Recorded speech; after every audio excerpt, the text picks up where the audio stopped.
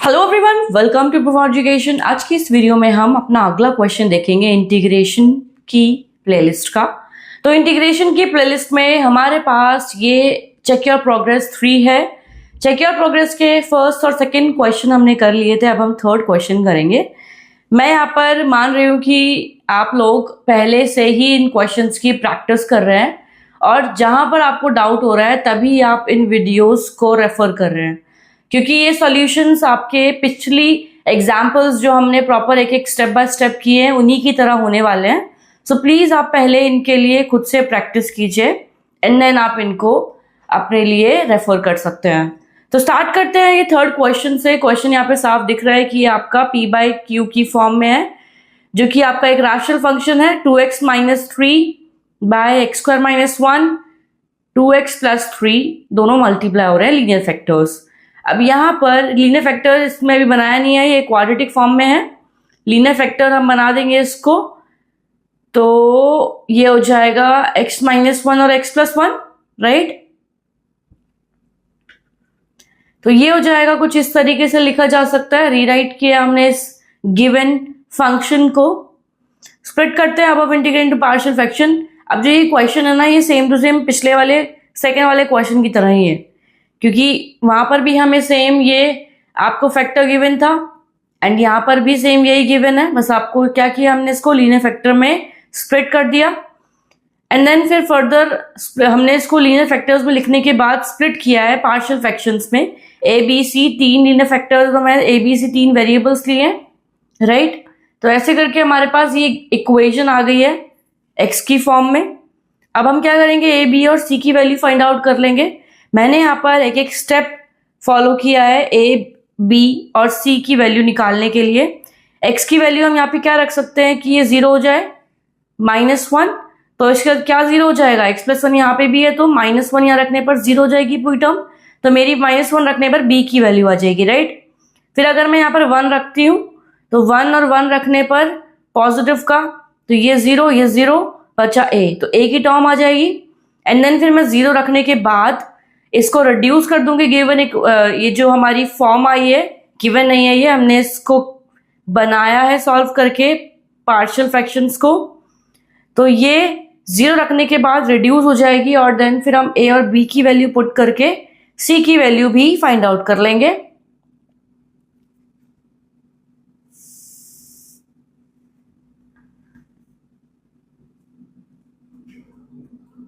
तो यहां पर अगर आप देखोगे तो मैंने यहां पर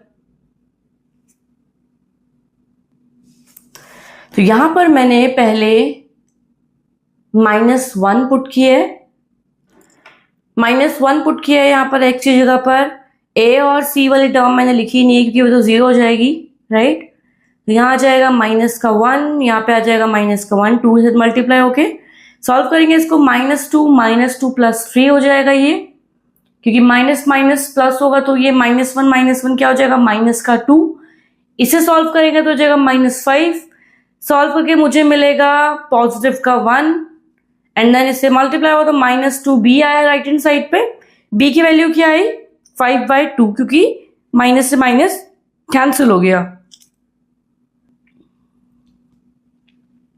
ऐसे ही मैंने a की वैल्यू फाइंड आउट की है। यहाँ पर हमने a की वैल्यू कैसे फाइंड आउट हो रही है, b और c 0 हो जाएगा 1 पुट करने पर, क्योंकि यहाँ पर x माइनस 1 कॉमन है तो 1 - 1 हो जाएगा 0, 1 - 1 पूरी टर्म 0। a की वैल्यू आ जाएगी मेरे पास यहाँ पे 2 × 1 2 होगा, -3 into is equals to a, x की जगह पर 1 plus 1 and 2 multiply by 1 plus 3। Solve किया 2 हो जाएगा 5 2 10 a आ जाएगा।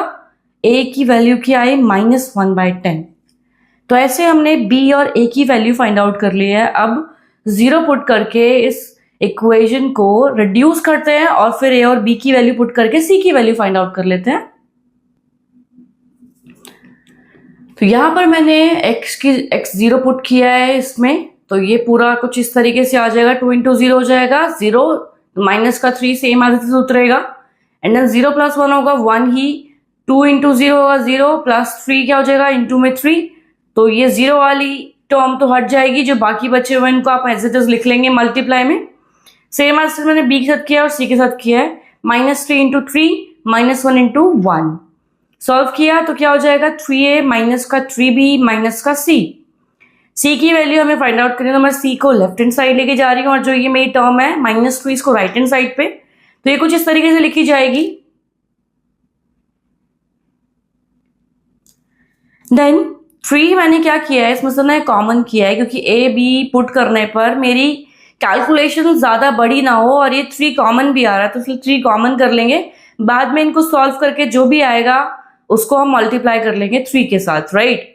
तो मैंने 3 कॉमन कर लिया है। a और b की वैल्यू मैं पुट करूंगी -1/10 और 5/2 पुट किया मैंने यहाँ पे। 10 यहाँ पर इन दोनों के लिए मेरे पास एलसीएम होगा, तो मेरे पास 10 आ गया। डिनोमिनेटर में 2 की मल्टीप्लाई करेंगे 10 के साथ, 2 की मल्टीप्लाई किसके साथ करेंगे कि 10 आए 5 के साथ, तो 5 5 25 ऊपर ही मल्टीप्लाई होगा 25 आ जाएगा। यहाँ पर 10 की मल्टीप्लाई होगी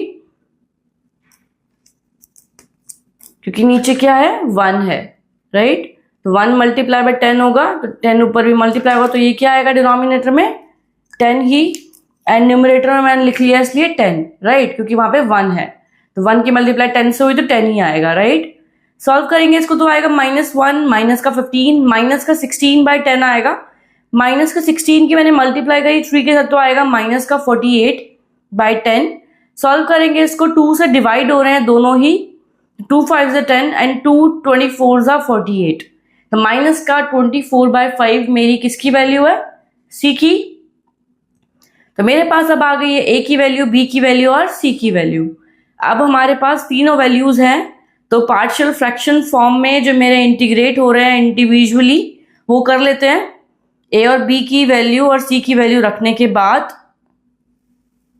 तो कुछ इस तरीके से मैंने इनको a b c की वैल्यू रख ली है बाहर, और हम इंटीग्रेट कर रहे हैं अपने फंक्शन को। 1/x - 1 1/x + 1 1/2x + 3.dx, तीनों के साथ dx मैंने लगाया है और साथ में इंटीग्रेशन का साइन नहीं भूलना है, राइट।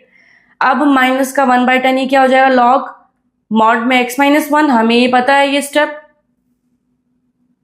राइट, क्योंकि 1/x की कंसिडर करके 1/x जो इंटीग्रेट होता है तो log x आता है हमारे पास, वही मैं यहाँ पे कर रही हूँ। तो log किया x - 1 + 5/2 log x + 1 माइनस का 24/5, यहाँ पर ये 2x है, तो 2x को हम अगर डिफ्रेंशिएट करेंगे तो मेरा ये सब्स्टिट्यूशन मेथड से सॉल्व करने पर 1/2 डिवाइड में आता है। जब भी यहाँ पर आपको मल्टीप्लाई में होगा x गिवन फंक्शन के साथ, जैसे ये 2x + 3 है गिवन फंक्शन में, 2 मल्टीप्लाई हो रहा है इस वेरिएबल के साथ x, तो यहाँ पर मैंने क्या किया डिवाइड में 1/2 कर लिया। अगर आप इसे सॉल्व करेंगे सब्स्टिट्यूशन से 1/2 आपको यहाँ पर मिलेगा। लॉग में किया 2x + 3 प्लस का c, 2 से मल्टीप्लाई किया 24 को 12/5 आया मेरे पास।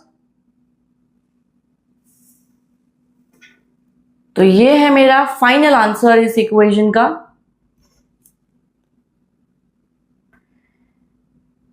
तो ये है मेरा फाइनल आंसर इंटीग्रेट करने के बाद।